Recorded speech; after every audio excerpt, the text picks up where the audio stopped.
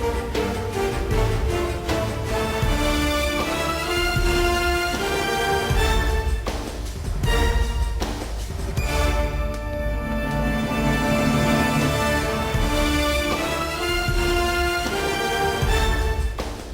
জানাচ্ছি খাতুনগঞ্জ থেকে মতিঝিলে, সাথে আছে আমি শামীম জাহেদি।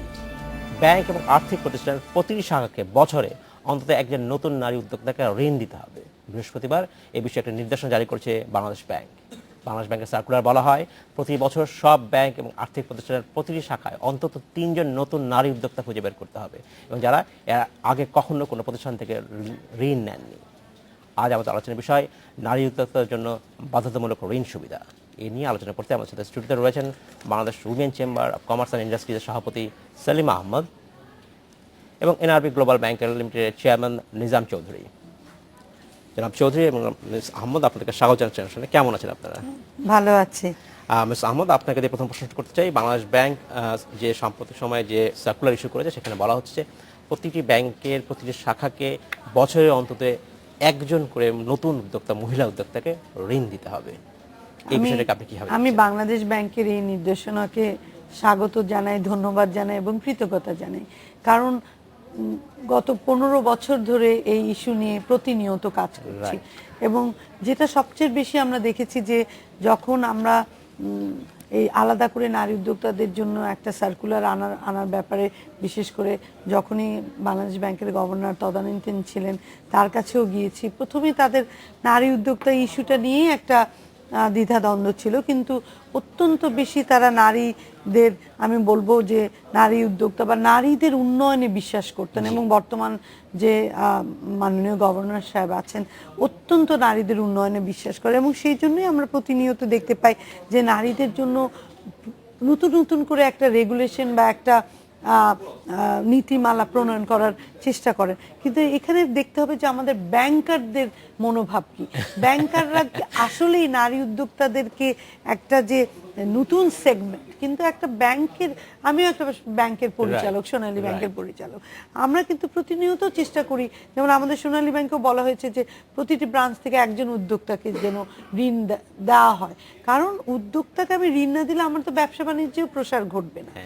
এখন যে কোনো কারণেই হোক, নারী উদ্যোক্তাদের ঋণটা যতটুকু দেওয়া উচিত দেওয়া হয়নি। কিন্তু আবার আশার আলো এটাও হচ্ছে যে 2014-তে কিন্তু 3,938 কোটি 35 লাখ টাকা নারী উদ্যোক্তাদেরকে ঋণ দেওয়া হয়েছে, যার মধ্যে কিন্তু দেখা গেছে যে অনেক নারী উদ্যোক্তারা কিন্তু সেখানে ঋণ পেয়েছে।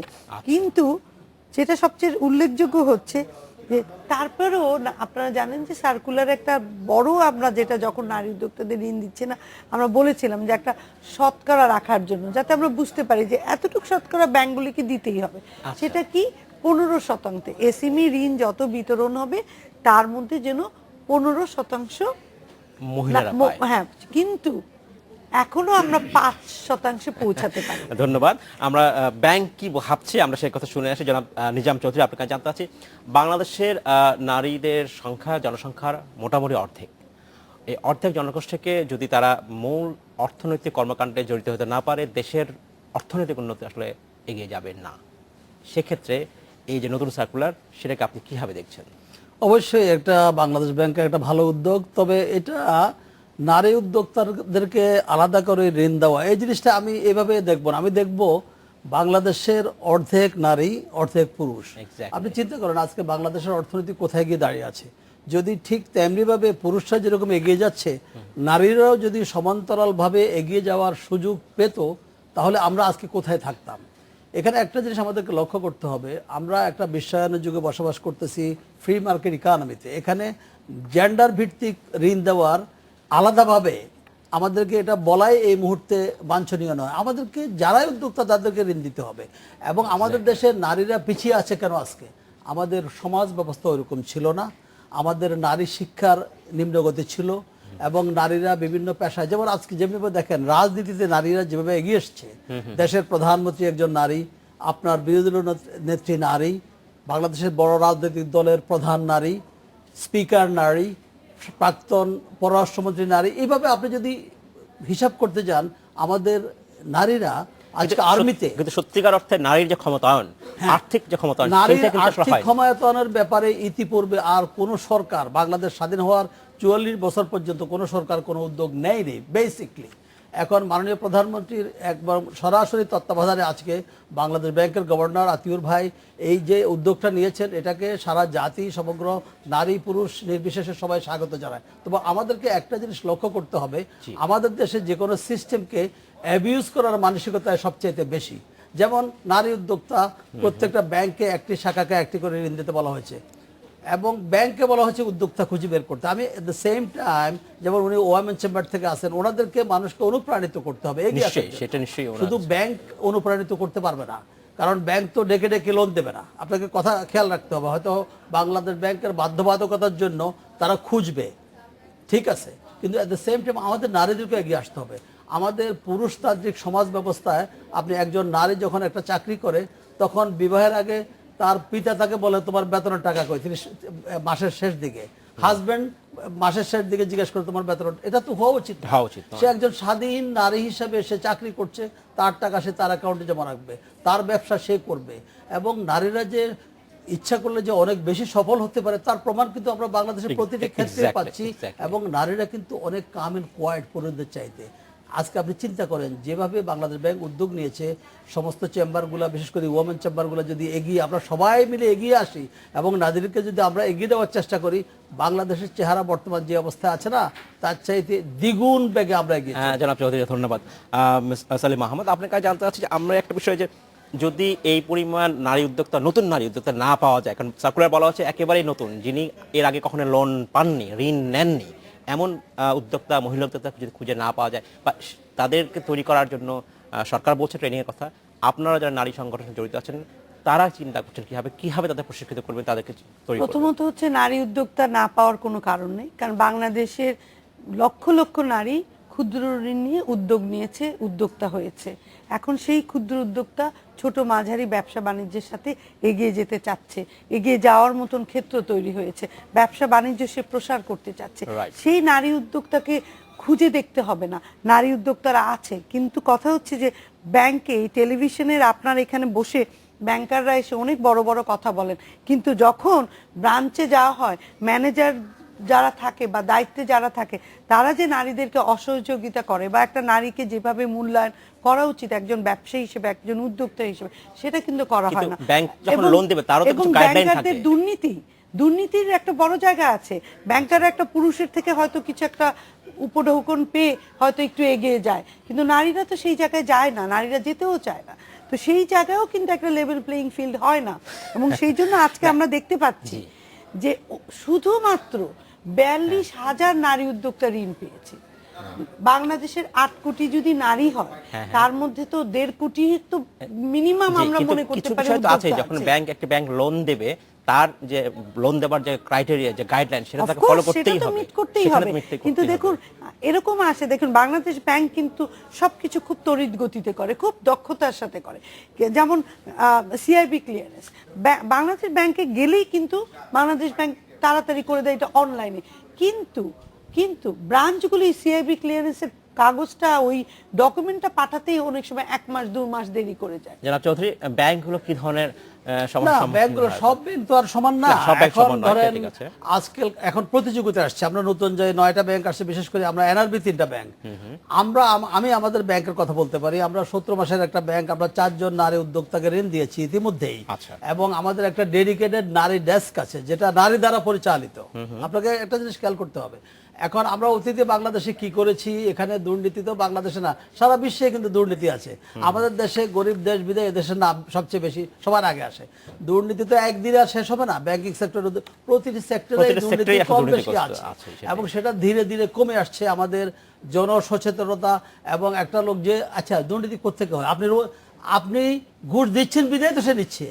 আমরা যদি ঘুষকে না বলি, আমি দেব না, ফাইলটা আটকে রাখা হয় দিনের পর দিন, তখন ব্যবসায়ীর আর কোনো উপায় থাকে না, তার বেতন দিতে হবে, তার কলকারখানা করেছে। শুনেন, এই যে আজকে বলা হচ্ছে যে ব্যাংকারদেরকে বা বিভিন্ন সংস্থার লোকদেরকে দুর্নীতিবাজ বলা হচ্ছে, তাদেরকে দুর্নীতিবাজ বাড়ানো হচ্ছে। এখন ধরেন একজন সৎ লোক যদি এক জায়গায় গিয়ে বসে, সে খুব সৎ লোক, যে সে মানে কোনো অসৎ কাজ করে না, তাকে আসে বলা হচ্ছে স্যার এখানে আপনি যে এসছেন আপনি কিন্তু এখানে এগুলো চলে, এগুলো না হলে হবে না। এখন ভালো লোকদের জায়গা তো করে নিতে হবে এবং সেটা সহযোগিতা সবাইকে মিলেই করতে হবে। আমি মনে করি ব্যাংকগুলো আগ থেকে অনেক আগে যেরকম ছিল তার চাইতে অনেক বেশি এগিয়ে আসছে। বিশেষ করে নতুন ব্যাংকগুলো তারা তো বেশি অ্যাগ্রেসিভ, তারা চাচ্ছে কম্পিটিশনে টিকে থাকার জন্য। এবং পুরাতন যে ব্যাংকগুলো আছে তাদের সম্পর্কে আমি ঠিক কোনো মন্তব্য করতে চাই না, কারণ তাদের সাথে আমি জড়িত না। আমরা চেষ্টা করতেছি নারী পুরুষ নির্বিশেষে সবাইকে সমান চোখে দেখতে।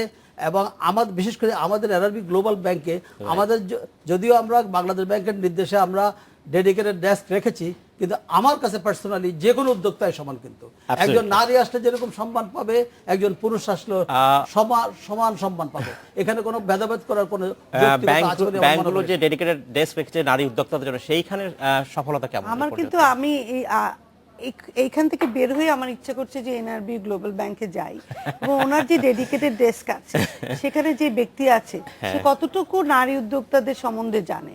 আমার কিন্তু এই জায়গাটা দেখতে হবে।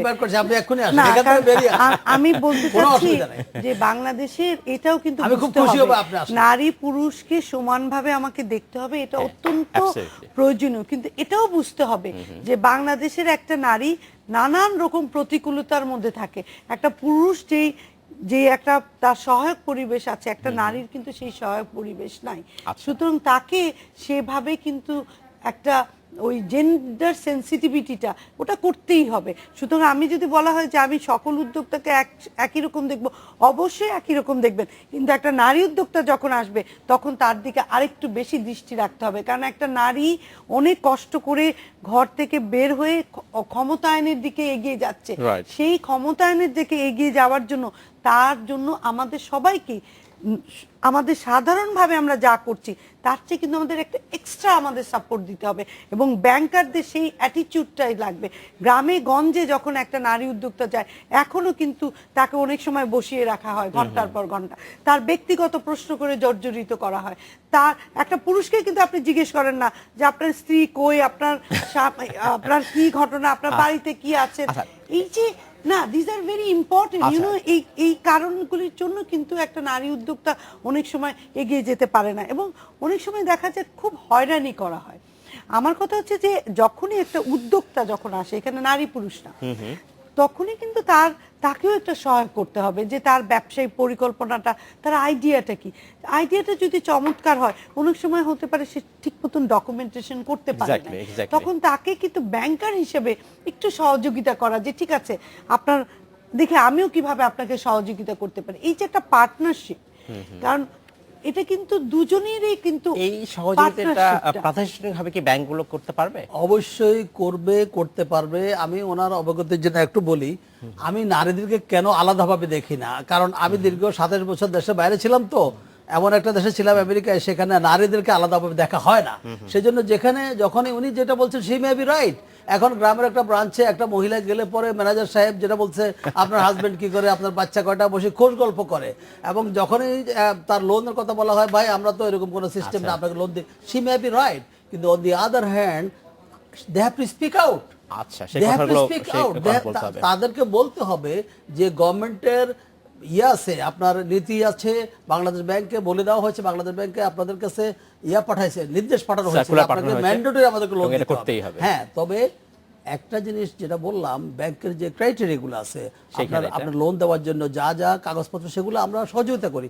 ইভেন আমরা আমাদের যদি একজন নতুন উদ্যোক্তা আসে, সেই জন্য যেমন আমরা আমাদের কথা বলছি, আমি অন্য ব্যাংকের কথা জানি না, আমরা কিন্তু সহযোগিতা করি। আমাদের সময় হচ্ছে বিরতি যাবার, ফিরে এসে আমরা কথা বলবো। আমাদের সময় হলো একটা বিরতিতে যাবার, ফিরছি শীঘ্রই, সাথেই থাকবে। স্বাগত আরেকবার খাতুনগঞ্জ থেকে মতিঝিলে। আজ আমরা আলোচনা করছি নারী উদ্যোক্তার জন্য বাধ্যতামূলক ঋণ সুবিধা। এই নিয়ে আলোচনা করতে আমাদের সাথে স্টুডিওতে রয়েছেন Bangladesh women Chamber and Commerce Industries president Selima Ahmed এবং এনআরবি গ্লোবাল ব্যাংক লিমিটেডের চেয়ারম্যান নিজাম চৌধুরী। জনাব চৌধুরী এবং মিস আহমদ, আপনাদেরকে স্বাগত জানাচ্ছি আরেকবার। সেলিমা আহমদ, আপনার কাছে আমি জানতে চাচ্ছি যে আমরা এই যে নারী উদ্যোক্তার কথা বলছি, তারা কোন কোন ক্ষেত্রে আসলে ঋণ পেতে পারে বা কোন জিনিসটা আসলে প্রায়োরিটি দেওয়া উচিত ব্যাংকগুলোর জন্য, একটু বলবেন। আর এই ডকুমেন্টেশনের কথা বলছেন, এই ডকুমেন্টেশন করার জন্য কে হেল্প করতে পারে? ধন্যবাদ। সবচেয়ে ভালো দিকটা হচ্ছে যে এই যে নারী উদ্যোক্তা 42,000 নারী উদ্যোক্তা ঋণ পেয়েছে 2014-তে, সেখানে দেখা গেছে যে 35% শিল্প খাতে এবং আমরা দেখেছি যে একটা নারী উদ্যোক্তা যেহেতু তাদের পণ্যগুলি বেশিরভাগই দেশীয় পণ্য দেশীয়ভাবে করে, যার জন্য তাদের যে লোকবল লাগে সেখানে কিন্তু একটা ছোট উদ্যোক্তা 30 জন 40 জন করে কিন্তু সে একটা লোক নিয়ে কাজ করে, সেখানে কিন্তু আমাদের এই যে চাকরির যে বাজারটা সেখানে কিন্তু নারী উদ্যোক্তারা একটা সহায়ক করতে পারে। এখন আমরা একটা কাজ করেছিলাম, একটা প্রকল্প ছিল, 900 জন নারী উদ্যোক্তাকে আমরা প্রশিক্ষণ দিয়েছিলাম এবং দেখা গেছে যে 500 জনই কিন্তু সেখানে ঋণ পেয়েছে। তাহলে একটা বিষয় হচ্ছে যে নারী উদ্যোক্তাদেরকে প্রশিক্ষণ দিয়ে তাদের সক্ষমতা বৃদ্ধি করা, একটা ব্যাংকেবল হওয়া, একটা ব্যাংকে যাবে তার জন্য প্রপার কাগজগুলি থাকে। আরেকটা সাথে সাথে আমরা করেছিলাম যে 90 জন আমরা এসএমইতে যারা আছে ব্যাংকার তাদেরকে আমরা একটা জেন্ডার সেনসিটিভিটি একটা প্রশিক্ষণ করেছিলাম। সেই জন্য আমার একটা অনুরোধ থাকবে সব ব্যাংকগুলিকে যে তারা যদি তাদের ব্যাংকারদেরকে যারা ব্রাঞ্চ ম্যানেজার আছে তাদেরকেও একটু এই নারী উদ্যোক্তাদেরকে দেওয়া উচিত। এবং প্রতিটি ব্যাংকের কিন্তু একটা সিএসআর না কিন্তু বিজনেস ডেভেলপমেন্টের জন্য একটা বাজেট থাকে যেখানে প্রমোশনাল অ্যাক্টিভিটিস গুলি করে তার ব্যাংকের উন্নয়নের জন্য, সেইখানেরও যদি একটা অর্থ এই নারী উদ্যোক্তাদের ব্যয় করতে পারে তাহলে এই সার্কুলার জারির প্রেক্ষিতে ব্যাংকগুলো কি ভাবছে, আপনারা কিভাবে এই কর্মসূচিটাকে এগিয়ে নেবেন? অন্যান্য ব্যাংকগুলো কি ভাবছে আমি জানি না, তবে আমি কালকে যখন আমি এখান থেকে কল পেলাম এবারে বলতে হবে, তখন আমি চিন্তা করতেছিলাম যে 64,000 গ্রাম বাংলাদেশে, রাইট, আপনি যদি 64,000 গ্রামে একজন করে নারী উদ্যোক্তা সৃষ্টি হয় এবং আমরা যদি একজন করে লোন দেই প্রতি বছর, আপনি চিন্তা করছেন 64,000 নারী, ছোট হোক বড় হোক আর মাঝারি হোক, ওনারা লোন পাবেন। আচ্ছা, এখন একটা জিনিস করা যেতে পারে, বাংলাদেশ ব্যাংক সার্কুলার দিয়েছে, আমাদের উপরে বাধ্যতামূলক করেছে, এখন কে আসবে লোন নিতে? আমাদের করা উচিত কি, যেমন আমি ওনাকে অনুরোধ করতে পারি এজ এ ব্যাংকার যে আসুন ওয়ামেন চেম্বার এবং আমরা মিলিয়ে আমরা একটা সেমিনার করি, আমরা একটা অ্যাওয়ারনেস আমরা ক্রিয়েট করি, আমরা বলি যে যারা যারা ওয়ামেন উদ্যোক্তা হতে চায় অথবা অলরেডি যারা আছেন সবাইকে নিয়ে, নতুন পুরাতন সবাইকে মিলে আমরা একটা সেমিনার করি, সেটাকে আমরা ফলো করি, প্রচার করি। এভাবে যদি আমি প্রথম শুরু করি ওনার সাথে, এরকম আরো 10টা ব্যাংক আসবে, তখন হবে কি জানেন, সারা দেশে একটা সাড়া পড়ে যাবে, যে মনে করবে মানুষ যে ব্যাংকগুলো কিন্তু এখন ডাকছে। আমরা সেটাই আশা করব জনাব চৌধুরী, সেটা করব। ব্যাংকার এবং যারা নারী উদ্যোক্তা আছেন তারা একসাথে বসে আলোচনা করবেন এবং অ্যাওয়ারনেস করতে হবে। 64,000 কিন্তু ব্রাঞ্চ নাই, না সেটা আমরা মনে রাখতে হবে। না না, ব্রাঞ্চ থেকে আপনি ঋণ দিবেন, না আপনার ব্রাঞ্চে প্রতিটি না, এখন অনলাইন ব্যাংকিং সার্কুলার এসেছে প্রতিটি ব্রাঞ্চ থেকে। এখন বাংলাদেশে ব্যাংকের যতগুলি ব্রাঞ্চ সেটা কিন্তু 64,000 সেটা হয়তো নয়, কিন্তু প্রতি বছর একজন করে দিতে হবে। আমরা 3 বছর 4 বছর ভাবতে পারি, এইভাবে চিন্তা করলে হতে হবে। অবশ্যই নারী উদ্যোক্তারা এগিয়ে যাবে। আপনাদের অসংখ্য ধন্যবাদ জনাব সলিম আহমদ এবং জনাব নিজাম চৌধুরী। সময় সর্বজন শেষ করতে হচ্ছে, ভবিষ্যতে এই নিয়ে আমরা আবার কথা বলবো আপনার সাথে। Thank you. এই ছিল আজকের মতো খাতুন গছ থেকে মতো হিসেবে আমাদের সাথেই থাকবেন, দেখা হবে আবারও।